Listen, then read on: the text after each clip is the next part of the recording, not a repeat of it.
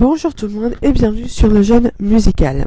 Aujourd'hui, on va parler lecture et littérature puisque le salon du livre, le festival du livre vient de se terminer et bilan, on en pense quoi? Il y avait une grosse présence de la romance, c'est normal, c'est un genre très plébiscité par les plus jeunes. J'ai aussi participé à la grande dictée de France Télévisions puisque aujourd'hui beaucoup de personnes veulent un retour à l'écriture manuscrite puisque certains disent que c'est mieux pour la santé mentale. Ils ont raison. Il y a aussi eu des conférences sur la mythologie grecque, la mythologie réinterprétée dans la littérature jeunesse, dans les histoires, comme c'est le cas avec Percy Jackson. Il y a aussi eu un cabaret extra, un partenariat entre le Centre Pompidou et le Grand Palais. Le public était assez jeune et ça c'est cool, ça montre que les plus jeunes sortent, qu'ils vont quand même voir des spectacles, voir des choses nouvelles et ça c'est plutôt chouette. Il y avait beaucoup d'éditeurs de romances et ça c'est chouette, comme les éditions Chatterley ou encore les différents labels de romans comme Nox de Albert Michel. Il y avait aussi une exposition sur la BD puisque la BD était invitée d'honneur du salon. Dans la grande galerie de l'adaptation, il y avait une expo de toutes les BD adaptées au cinéma et ça c'était chouette.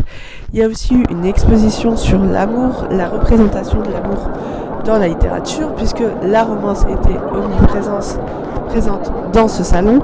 Et puis j'ai aussi eu l'occasion d'interroger Jenny Fletcher, une autrice anglaise qui m'a confié son premier souvenir de lectrice du coup, et je trouve que c'est vraiment quelque chose de toujours très important, le premier souvenir qui est le premier contact qu'on a avec un livre.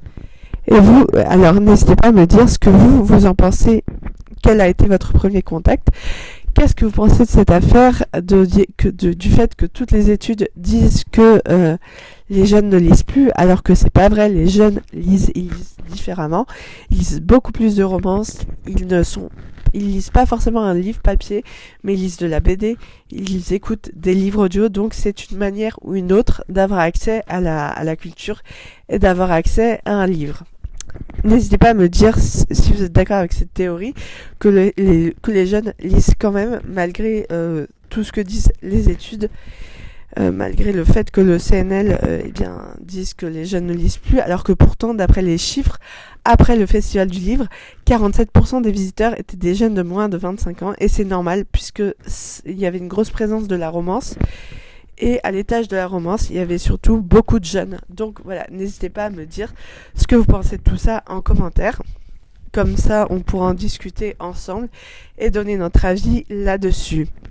Et nous, on se retrouve très bientôt pour une prochaine vidéo, un prochain sujet. Et en attendant, cultivez-vous et surtout lisez. Lisez pour vous cultiver. Et pour vous montrer que la lecture est une affaire sérieuse chez les plus jeunes, j'ai même demandé à une autrice, Jenny Fletcher, autrice anglaise qui écrit de la romance historique, quel était son premier souvenir en tant que lectrice.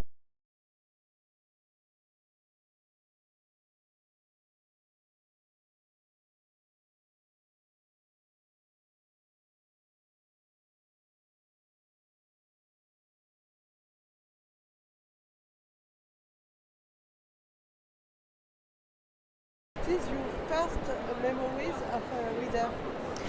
According to my parents, I used to spend a lot of time reading in a box. I would sit on the floor in a box reading. I just love books. The very first book that really influenced me was probably Anne of Green Gables by L.M. Montgomery. But the one that really defined me as a writer, I think, was Jane Austen. And she's just been my favourite writer ever since. So you read Pride and Prejudice? Yes, and Persuasion. I love Persuasion. That's my other favourite.